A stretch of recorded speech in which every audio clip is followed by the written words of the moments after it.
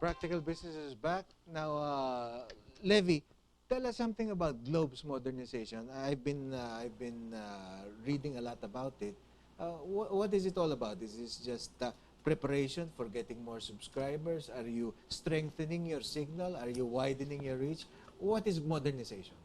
Actually, Miguel, no, we would like to call it network transformation talaga.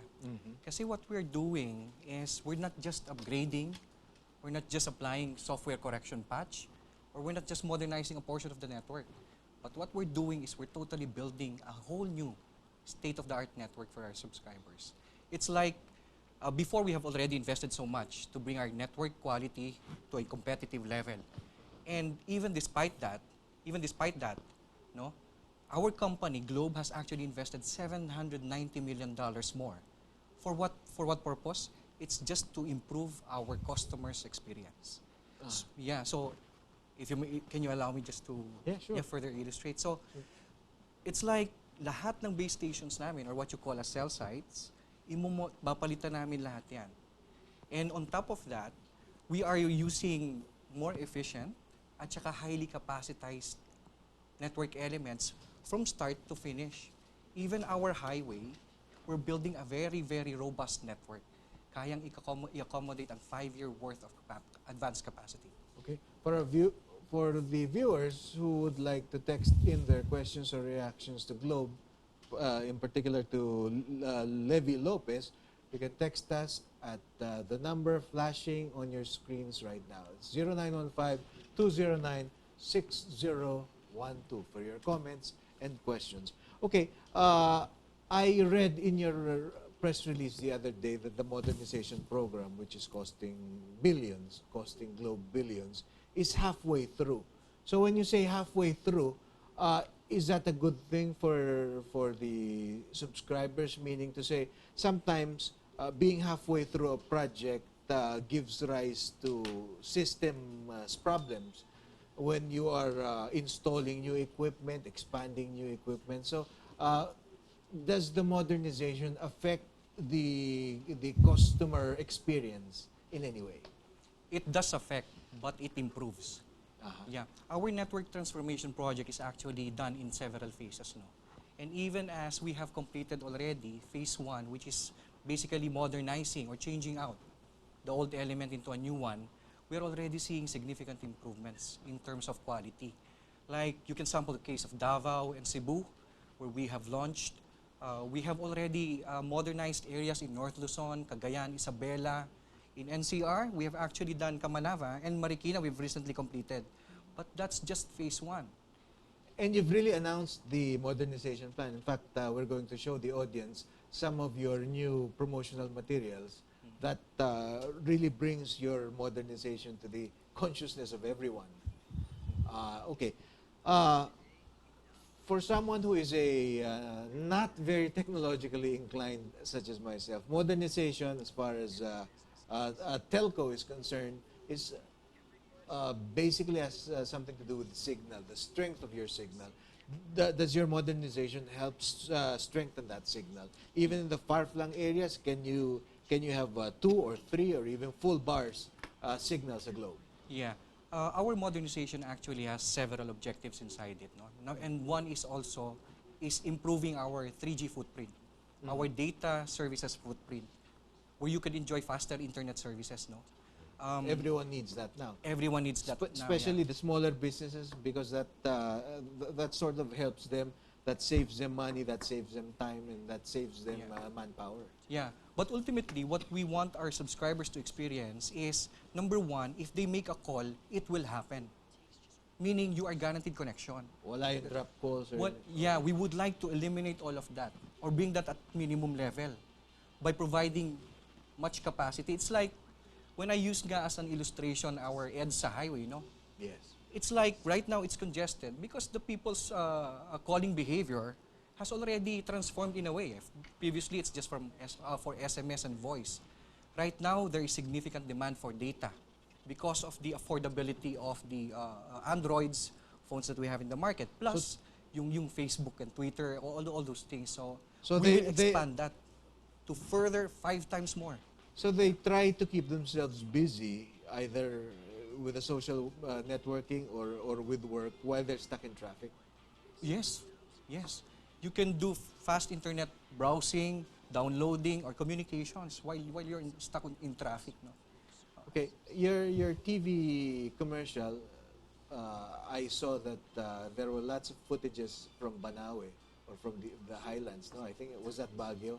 Yes, yes. Does yeah. that mean that your signal, even the far far-flung areas like maybe even Sagada, you can make calls there without any problems? Exactly. We are not doing transformation on selected areas only. We are doing it on each and every site that we have across the nation.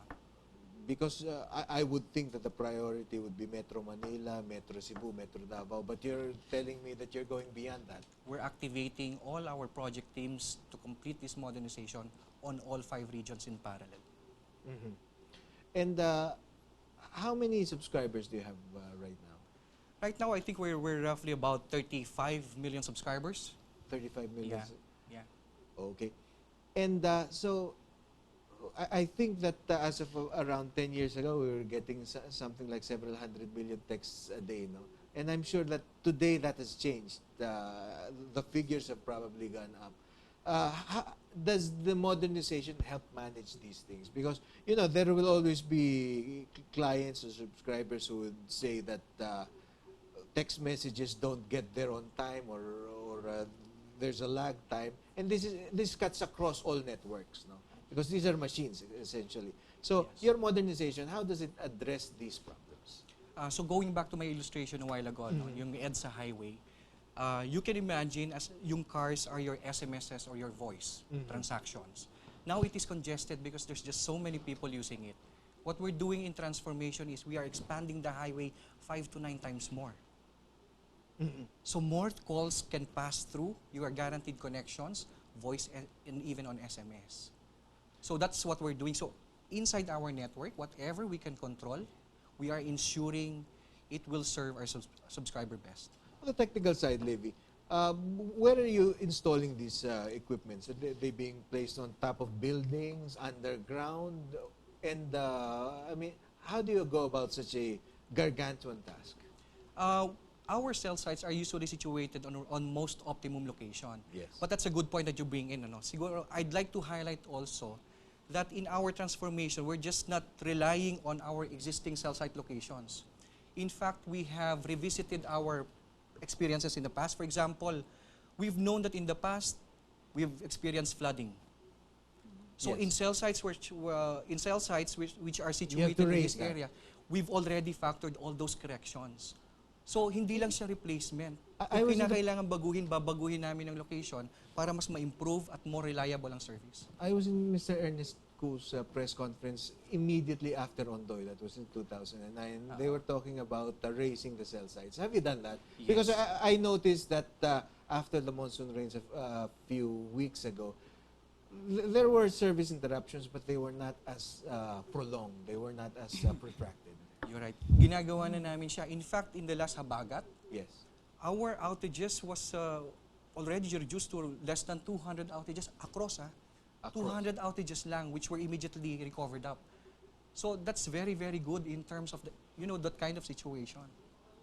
A few texted in questions, Levi. This is from Jules of Makati. What's in store for Globe subscribers after the network transformation program? Okay? Yeah. As I mentioned, number one, all your calls will get connected. That's our Okay. vision. That's what we are trying to achieve. All your SMS will be delivered on time.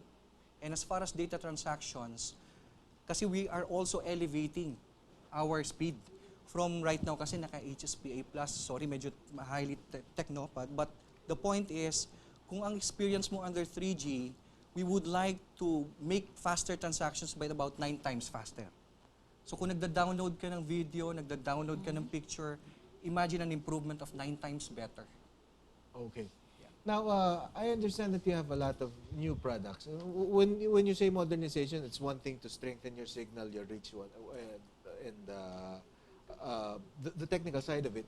But on the customer side of it, the new services, the new products that come with the network modernization, we were mentioning to Miss Magbag earlier that you have text blasts now. I mean, that you don't have to text 100 or 1,000 people individually nowadays because of technology. You can actually use it to promote your SME, your small or medium scale enterprise. Yes. Actually, yung ginagawa naming mga advertisements lang ngayon, our main interest is to empower people. So, miss dun po sa halimbawa sa inyo, no? You could Selling shoes, no? Yeah, aside from text blast, well, we have unlimited voice services. So the more that you get frequent touch point or frequently in touch with your customers, the better. And then, as I mentioned kanina, yung lahat ng photos, for example, you can post it in your social site and then just send it out, and you can even do purchase online. So those are empowering some of... when I was starting out as a reporter, we were issued radios, handheld radios, VHF radios.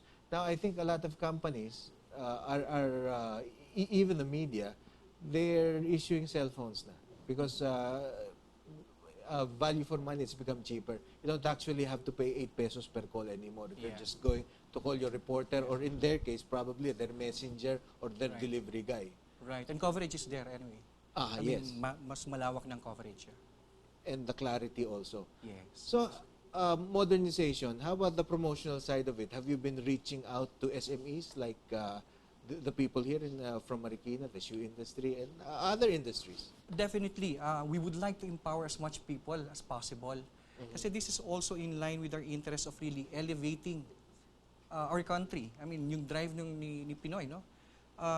At the end of the day kasi, we would like not only to be the best telco service provider in the Philippines, but our aspiration is to be the best in Asia. The best in Asia. Yeah. So in this network transformation, isa yun sa mga ini-aim namin. Okay, a question from Cindy of Antipolo City.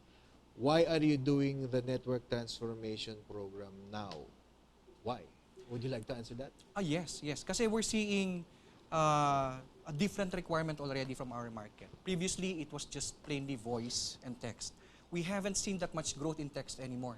But what is growing significantly is the use of internet or data. So we have to build massive highways. Part nga nun is we're adding in about 12,000 kilometers of fiber cables. 12,000, that would mean about 9 times of going back and forth Apari to Holo. That's what we are laying now because fiber can carry very, very big bandwidth of data capacity. Okay, so we're talking about the installation of this new equipment. When will it be on stream? I mean, when will it be 100% finished? And how will it help your customers? We must complete it, and we will complete it by first quarter of 2013. It must be pretty massive. Well, the phase 1, yes, it is massive. And I will admit, it's not a simple... Yes. It's a very challenging job, no? But at the end of the day, we are on track, really. Right now, we are at 50% already. By end of this year, we will be about 75%. And by first quarter of 2013, we'll be complete. But that's just modernization. That's just first half of it. Okay. Levy, this entails a lot of costs on the part of the company. Will it be passed on to the clients, the subscribers down the line? Meaning to say, will your charges in any way change? Well, I don't think there will be a significant change in terms of, the way we are charging things. If anything, modernization actually helps make things cheaper, di ba? In fact, before it was 8 pesos per call. Now it's a lot less than that. And you have the service of, what do you call it? Pulses. So that a 10-second call would be charged for 10 seconds only. Before, it's like that, And the internet service by way of cell phone used to cost you an arm and a leg. But now I think the costs are a lot more manageable. Yes, Such that you can spend the whole day tweeting or Facebooking your cell phone. Yeah. Yes, you can do that really now, especially with modernization. Kasi there's nothing restricting you already. You have more capacity nga, as I mentioned. Okay, this from Pinet of San Juan. So, San Juan, Metro Manila, I guess. What's different about this program? What is different about this program? Well, the main difference is that it's a fresh new capital building an entirely new network. Ako personally, I was really amazed with that kind of investment. because you are already, well, I'm proud to say that at the current situation, we're already at a competitive network quality environment, no? Yet management still invested this much because they have that aspiration to really bring the experience to being the best telco provider. So, ang main difference, I'll go back to my intro a while ago, it's not just swapping a portion of the network, it's not just upgrading a portion of the network, but it's totally changing the entire network and factoring in all the improvements that we need to take coming from experiences in the past. Okay. To make sure we have a better and reliable network. Okay, I'll shoot very fast because we're running out of time and we have questions from Miss Laguna. So I guess she doesn't want to give her name. Mr. Globeman, kung naka-Wi-Fi ang neighbor ko at nasasagap ng Wi-Fi cellphone ko ang what's this? Signal niya. Kung magpapa-Wi-Fi ako sa Globe, can you guarantee that I can be given better choice than my neighbor? Yes, yes. Okay. Kasi lahat po ng mga access node o yung mga service element na first touch point ng call nyo, kapag yung pipe po niyan pabalik sa network namin ay pinataba, okay, then mas bibilis. Mas bibilis. Oo. At dapat wala po kayong problema dun sa nasasagap sa kabila. Kasi meron po kaming security feature na hindi basta-basta magagamit. So hindi makikita kung ano yung pinag-uusapan nyo, yung ini-email mo sa boyfriend mo. Okay. Dapat po. Okay. A question from Facebook naman, from Nikki Madriaga. Wala akong signal the whole day. What do I do? Pwede ko po bang malaman kung saang area po siya? We'll ask, no? Tapos we'll let you know. Opo. Siguro po one item lang on that one, ano. Gusto ko lang din pong humingi siguro ng tulong to everybody, no? Kasi we are in an imperfect radio environment. Kahit saan naman. Oo, kahit saan po yan. Yung paggamit po kasi sa ngayon, ang nagiging problema po natin, may signal ka ngayon, kinabukasan biglang nawawala. Minsan kahit na nakikita mong 5 bars, nawawala. Minsan po kasi ang nagdudulot nito is yung illegal use of repeaters. Hindi po regulated. So hinihigop lahat yun. Of course, that's an approximation, technical approximation. But that's what happens. Yes, kasi nagiging affordable na po siya, nabibili siya sa kung saan-saan. Kinakailangan po kasi ng planning niyan and design. Nag-i-interfere po kasi ang equipment, naguguluhan. So let us discourage the use of illegal repeaters. Okay, thank you very much. We have a lot of questions and I guess I failed to put my phone on silent. Anyway, before we end, kindly address your subscribers regarding the modernization plans. What can they expect? How will it benefit them? And what should they watch out for in the next couple of weeks or months? Okay. First, siguro, Miguel, I'd like to thank you for giving me this opportunity. No?